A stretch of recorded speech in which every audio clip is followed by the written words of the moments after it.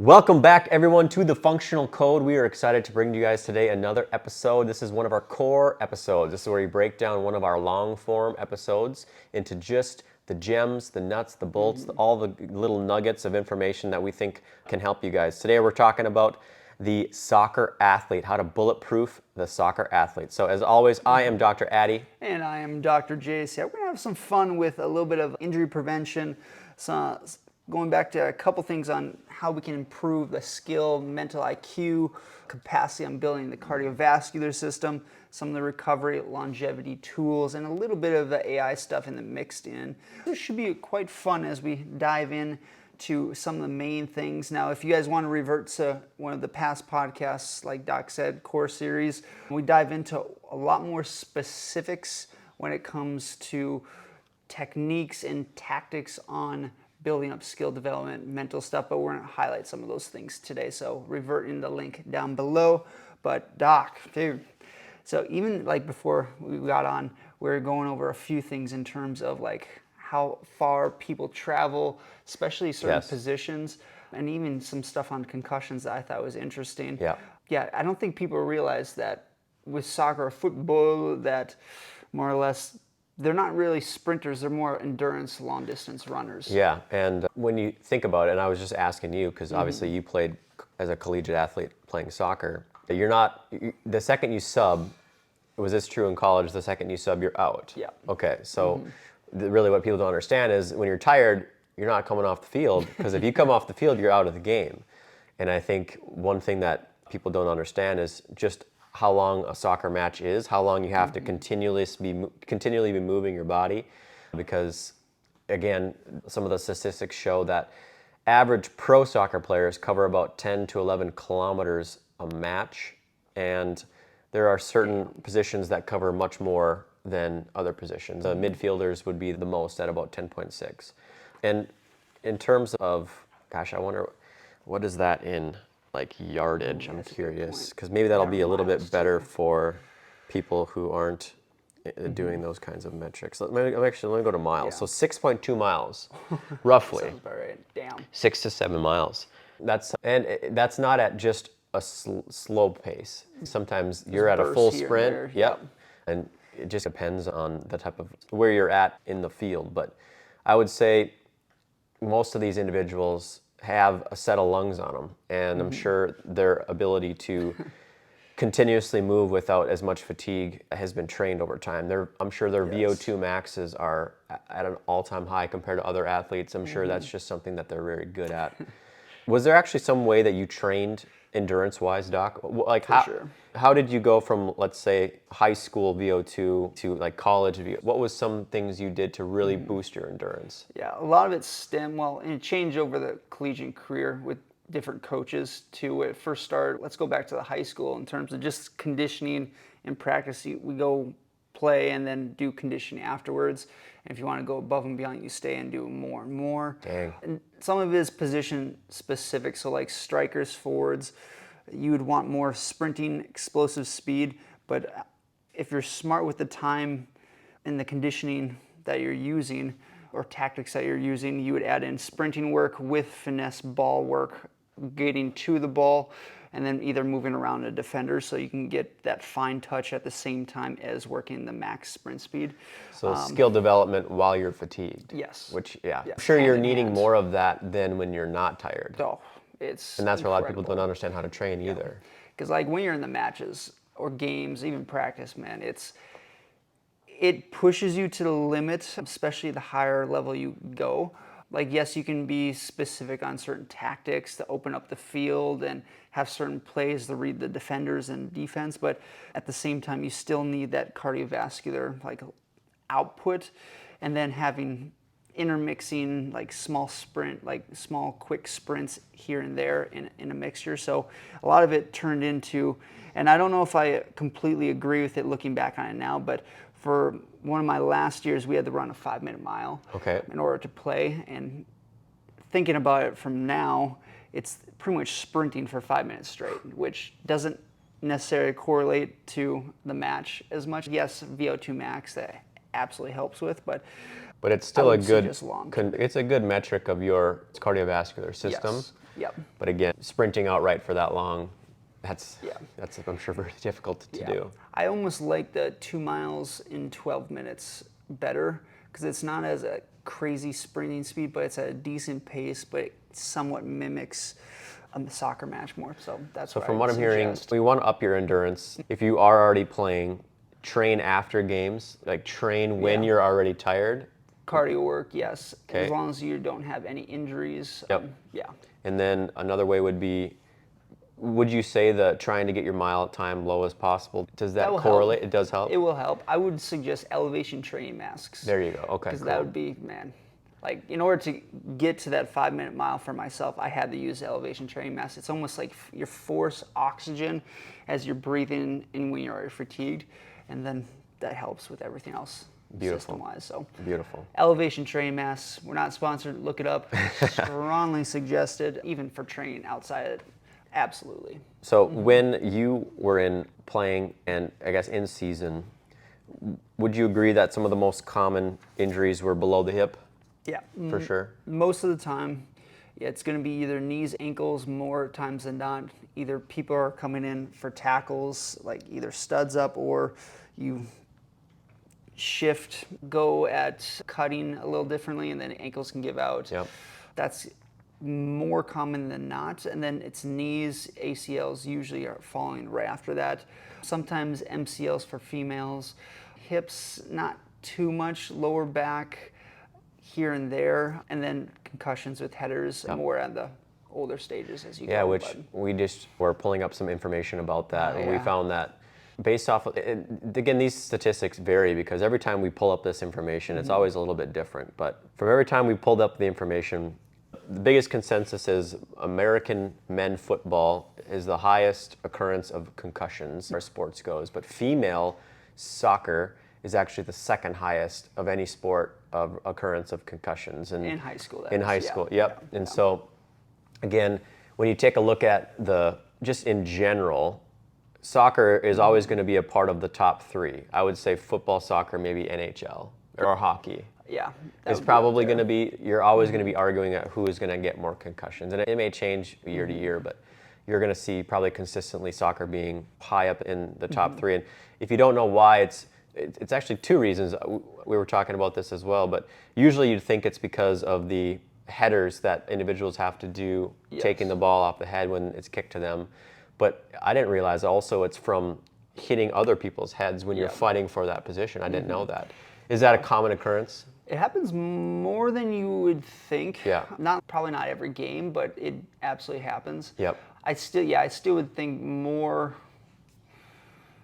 headers coming in, because if you can think about a ball going up, gosh, somewhere 100 feet up, sometimes I could be off on that, maybe 50 feet or so, or coming at like a corner at higher speeds and you're trying to hit it as you're turning your head.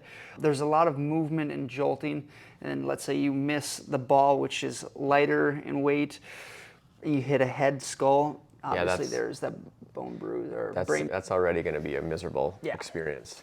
So either or, with person, ball, it's not easy anymore. And I know they've done a great job over time of trying to reduce headers in like younger sports, trying to improve that, which I think is going to be helpful. Yes. In women's sports, I'm not sure if they're going to make any changes. I think it's just better to know that there's a higher occurrence. I think it's just due to anatomical structure of the neck not being as strong as a male, and that's just why there's a higher occurrence in women. Yes. Maybe hormonal changes, it's tough to really pinpoint that. But I still think it's important to know if you are a female soccer player, that's something you should be working on, maybe strengthening your neck, getting a stronger base at that foundation. 100%. Yeah. If you think about part of your brain stem actually comes lower than you think in the bottom portion of your neck. So if you don't have that stabilization, the brain can shift really easily. So that's where you'd want to build up the strength in certain positions for the head. Let's dive right into it. There's a few different ways you can go about it. If you want to build up the endurance and some of the type 1 muscle fiber strength kind of deal, you would want to ideally lay on your side, having your head hold up as long as you possibly can. You can go into flexion, extension as you're laying on your side. That would be a really good way to go about it. If you also want to hold while seated, weight in your arms, you tilt down like a side tilt, but then almost lean with your head to where your head is the action mover as you're tilting. It forces more stabilization on the scalenes and the upper traps and some of the anterior muscle structure of the neck. Be cautious with that because you can strain muscles easier from that one specifically. If you guys have heard of the iron neck, again, we're not sponsored. It's like a device that you put on your head and you can go through certain movements against resistance. Even if you want to attach like an exercise band to your head and go into rotations, retractions, protractions, all that will build up the neck musculature, tissue structures of the neck that help stabilize, prevent. Do they have any like weighted caps that you can wear while training? Ooh. I've never, no. Just to put some extra weight on the neck while you're running and while you're playing the game. That's a really good idea. In theory, do you think that would help?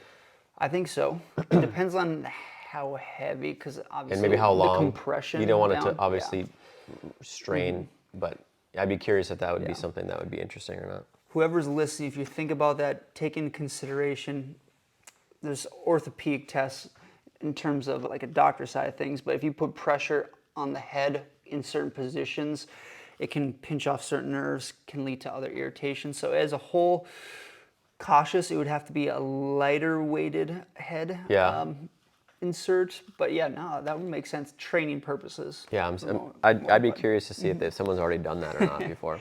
Love it, man. Let's go. So now let's dive into the lower extremities here. Yes. And when it came to, let's say, did your coaches or did trainer talk to you about, okay, here's how we're gonna train the legs, the ankles, and if they didn't, what would you be explaining to the athletes? Let's say you had the ability to say, hey guys, day one, we're bulletproofing our legs, bulletproofing our ankles. What are a few gems maybe for each? Let's maybe start with the knee that we have to do in order to prevent anything from happening. I would say, and the knee is one, we could probably attack the whole leg as a whole. Okay, okay. I think some of this, it depends on what position you are, because if you're changing positions, whether it's you're backpedaling and then have to cut to actually sprint and go the opposite direction, or you're moving side to side agility-wise, you would want to safely put your body under load there. For most soccer athletes, I'd start with holding, going against the wall where your hands are holding. You're at a kind of a tilted position. So you're more or less loading the structure of your legs depending on what way you're facing. So for example, let's do this here. If you're against the wall, and you might be able to see, maybe not, either or, but the body's tilted, and then you change positions either to the side or over, that more or less forces more pressure against gravity as you would either rotate your body or change directions agility-wise. You can then add on load, whether you're holding kettlebells and then tilting your body and staggering your stance, feet stance in the same time, just to mimic that transition as you go and cut over. So whether it's your lean to the side, holding, crossing over, going down to a squat position, and then turning your body, or that transition thereof, all will help. So it's more or less you're loading against resistance in the direction in which you would typically move, cut, which would mimic in-game performance more so. Love it. You can use a weighted vest and go through small movements slowly and then add in speed. Would be another one for motor memory. But yeah, you definitely want to build up the frontal plane or side to side with rotational movement, because rotational movement is going to be the biggest thing for legs specifically, and obviously torso, because wherever the torso goes, the legs and arms will follow. So this comes back to just the defender. You'd stare at the spine, the chest, and see where they go. The same thing as training-wise as well. So that's where I'd go with that, because that gets the knees, the ankles, you're able to build up all that. It doesn't necessarily take in consideration slide tackles coming in, because there's not many ways that you can prevent that. Just is what it is, other than reaction That's not quite speed, something in the control of training. Yeah, for the most Obviously, part. avoiding the tackle is going to be your Ideally. best, but you don't have the ability to do that all the time. Yeah, usually you just have to get rid of the ball quicker, but mental processing, that's where that comes. But and we know that the most highest cause of an ACL tear is going to be there's force put down with rotation and then a blow to the side. That's usually the most common.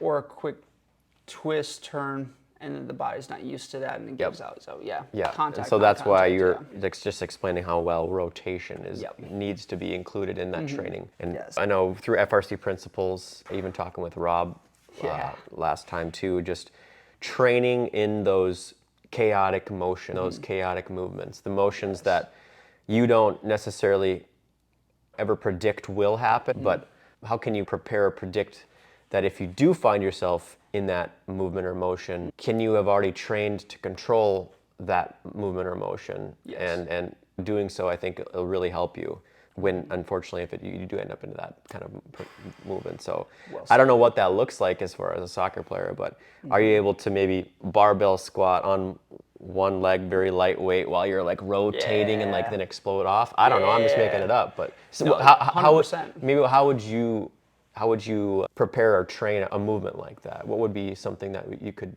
just start to Honestly, practice? Something like that? Yeah, what you said was awesome. I think, certain positions, like you'd obviously want to start maybe body weight, lightweight, get in positions that you're maybe not comfortable in, but if you were to film yourself in practice or in games and just watch your certain movements and a sequence of events that you commonly do, whether it's, like I said, twisting, turning, the sprint the opposite way, you move around defenders, so quick movement in a 10-yard space. Can you mimic that movement slower and then add in speed? Yeah, like Beautiful. you said, add in resistance. Beautiful. It'll optimize your game, and then obviously if you need skill development at the same time, so if you want to add in touch of the balls or you're getting passes as you're weighted and going through slow movements, that'll help as well. And going back to some of the stuff with Rob, because I know he does like some jolting type movements in terms of like a band weight, and that's attached to something else. So when he's going through certain movements, there's like a stiffness involved with the movement. You could do something probably similar in attaching like a band, exercise band or so to your waist, adding in weights that are hanging down from the band and attach that band to something else. So as you twist and go through a small frame, it forces, whether it's at your core, attached at your core, or attached at the legs, it's going to force more stiffness in certain areas. But personally, I have not tried that yet. Be cautious, but the principle kind of still applies. Yeah. Interesting. And you could look through, his name's Rob Lozada, and he was on one of our last podcasts, and you could look through his Instagram. Maybe he does have some for the knee. Again, just be cautious first, but maybe he does have some other ones too you could also look up. I think that'd be great. Especially for tendons, ligaments surrounding the knee, and also hamstrings, quads. So yeah, there's a lot of stuff there for sure. I don't think there's as much rotational stuff for him. I think it's more safety purposes, and you'd want to build up and on a one-on-one from there, but theoretically it's possible. So, Absolutely. All right, so now when it comes now more towards the ankles, what were some ways that you either prevented or trained to improve ankle health? Yeah, it's getting into certain positions. Like most people, let's say they get ankle sprains, they roll their ankle, usually the bottom of the foot goes inward and the ankle goes outwards. Now usually when that happens, the tissues on the outside, the deep calf muscles, they become weak, fibrotic, scar tissue, either way you want to call it. So you almost want to build and move into the direction in which you got injured so you can bleed that energy for the specific tissues that need to heal more or less. So I would start building up ankle strength, just standing and going to squats while your feet are facing inwards, and on the outside portion of your feet, there's bones and not many tissues on the outside, so like you have to be cautious in terms Maybe with of assistance to begin with? Yeah, like a foam pad on the carpet. Obviously, you would probably wouldn't want to go weighted right away. And then do the same thing, feet outwards, but inside your ankles, more closer to the ground. Build up certain movements there. Build up certain movements when you're on your toes, on your heels. So you're loading different positions of your ankles. And if you position your body in different directions related to the training or game-like scenarios, it kills two birds with one stone kind of deal. Yeah, loading in different angles on how your feet are faced on the ground. Love that. Would be ideal. I would say isometric holds for all the tendons around the ankle are going to be helpful. Prior to starting off, yes. Just so that you can start engaging that tissue. I do think if your ankles are already weak, that might be a better place to start anyway, because you have to start to load those tissues appropriately in order for it to become stiffer to help with that kind of stability. The biggest problem with rolling your ankle is you're now prone to roll it again at a pretty high rate. And I'm sure some of you know this if you have never rolled your ankle, but for those who have, there probably came another time you did it, and then maybe another time, and then now there's this cascade of rolled ankles that you just can't get ahead of. And we've talked about this in the past where if you had an injury and you didn't heal it properly, you're already going to be at a higher risk of re-injury, and ankles just seem to be that statistic, unfortunately. Yes. Did you have a lot of guys wearing ankle braces? Yeah. Yeah, okay. Or taped. Yep. Depends on injury or not injury. Yeah. It's tough too because you're already a high-level athlete, and maybe you don't have the time to train around that injury, and so you have to have that as a help. But of course, I'm sure you're thinking the same as I'm thinking, is let's just crutch for now, right? For sure. It depends on the time of season you're in. If you're in playoffs, it's tough. You want to play. Is what it is. Yep. If you're starting the tape earlier in the year, I would suggest resting and healing more so than just relying on the tape, because it'll just build on and exponentially compound the higher risk for injury or even worse injuries from there. Yeah, we've seen it with teammates, seen it on other teams. It's, you gotta be smart. Depends obviously, a level is a whole thing in itself, but yeah, you gotta be smart. I'm sure that's one that just, it is what it is. Knee braces too, maybe? Knees are similar, ankles more, but yeah. Yeah. Yep. That makes sense. That makes sense. Stated. Now, Doc, skill IQ. Now, I think some of this I want to revert back to the previous episode we did on soccer. I think some of this also mixing in, and you probably know some of this with eye training too, of like wherever your eyes go, especially when your eyes are part of your brain just exposed to the outside world, where your eyes follow helps for the mental tracking processing, especially as you're thinking through the game. So put yourself into certain positions as you're like holding stack positions, training, or stop a drill. If you're a coach, stop the drill, give the awareness to the person, and then have them look around, just stopping everything. The awareness where people are in space and the projection where they can be matters so much more. Whether it's you're opening up your eyes to the biggest area of the room or zoning in a small point far away, going back and forth quicker can help for the processing. Is there certain things that you've used, Doc, with like eye training with other athletes in the past? Absolutely. There's a documentary somewhere, I can't remember where I watched it, but all the best running backs in the NFL do 25 minutes of eye training a day. No way. And so their coaches will bring them in a dark room, and then they're sitting in a chair and they're looking up against the wall, and then behind them, this is a while ago, so I don't know if there's like an actual software that does this now, but basically the coaches just had one of those cheap laser pointers. Oh, sure. And they would just follow it on the wall, and the running back was to not move their head, but just follow that laser pointer with their eyes. And they did that for 25 minutes to build up the eye muscles. And what they found was the running back's ability to go through gaps, to see incoming tacklers at a better rate, and to then also be able to maneuver around where the problems will be from the defense.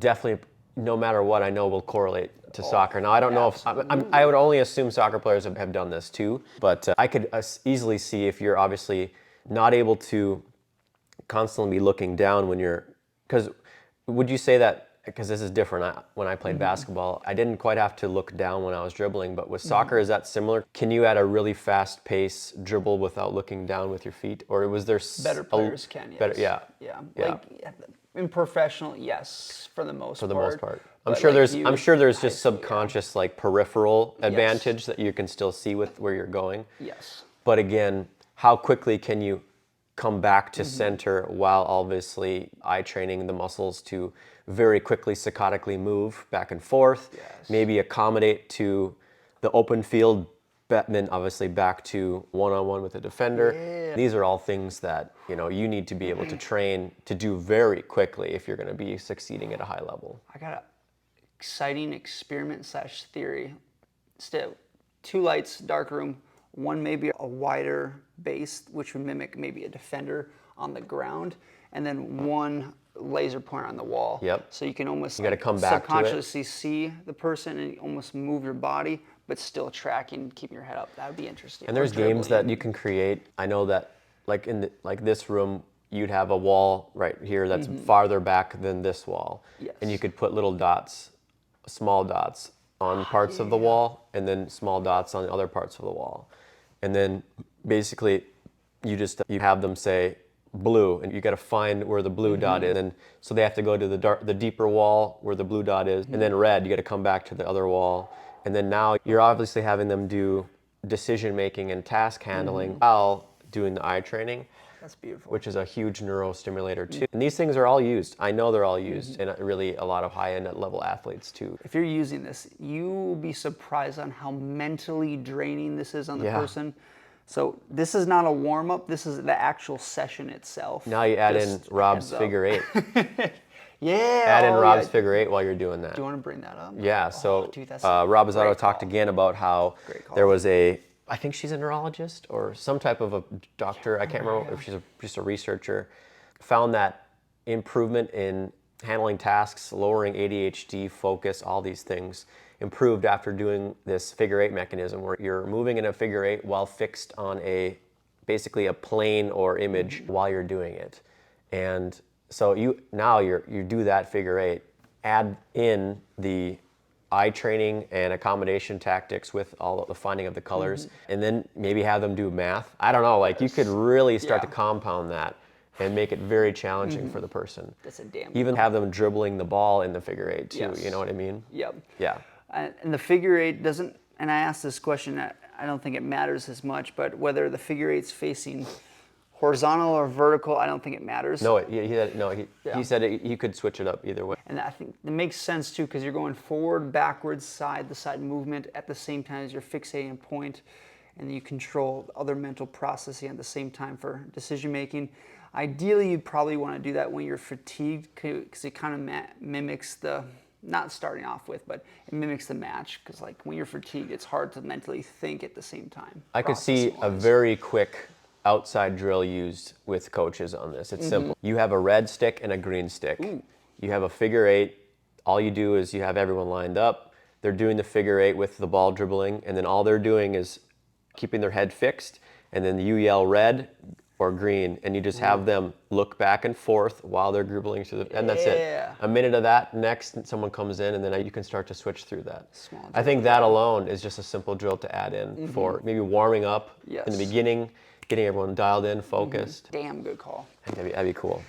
That's exciting. That is something we did not bring up in the first one. No, there you go. That's a nice gem right there. So that's beautiful. And we talked a little bit about the difference in training for players on the field.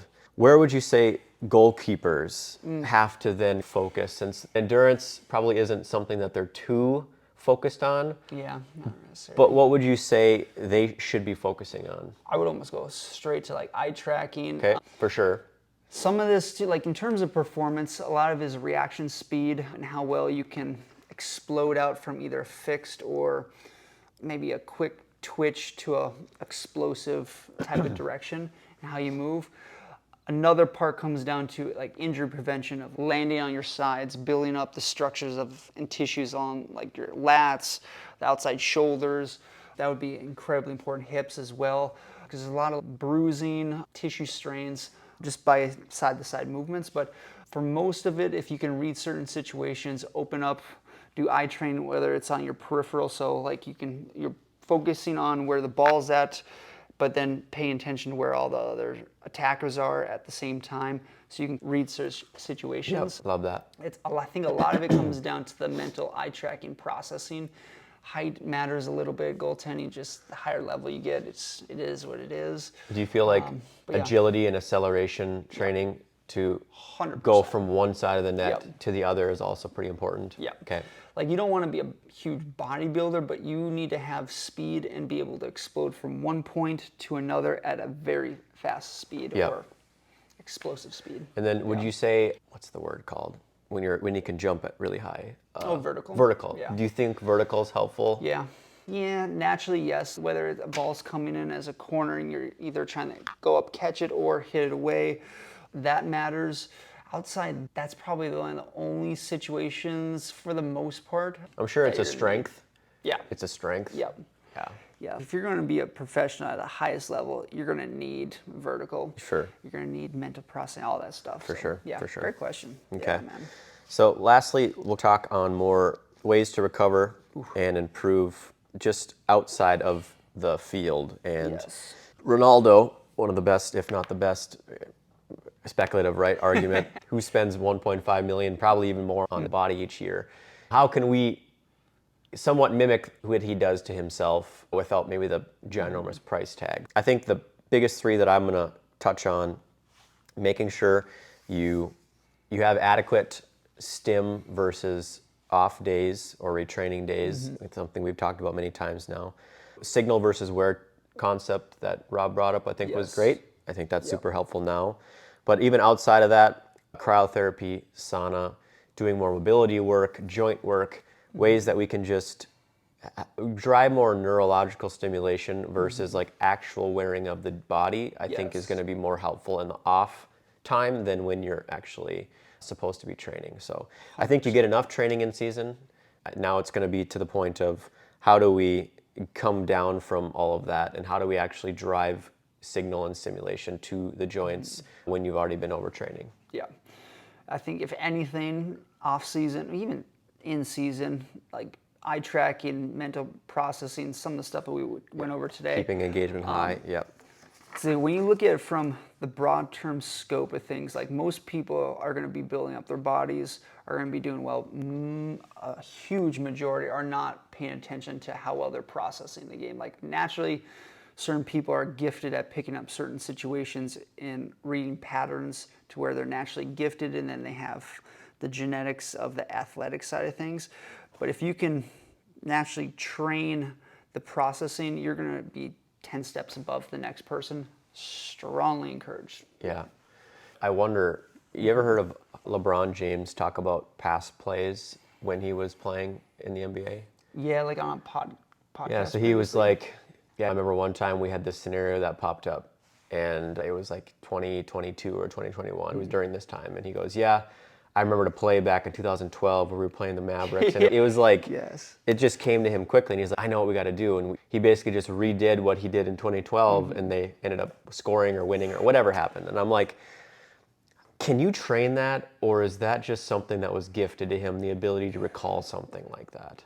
There has to be a gift to that. If you're good, I think you could probably train it if you keep a good logbook, and then if you continually go back at certain things that you said on the logbook. Just to practice?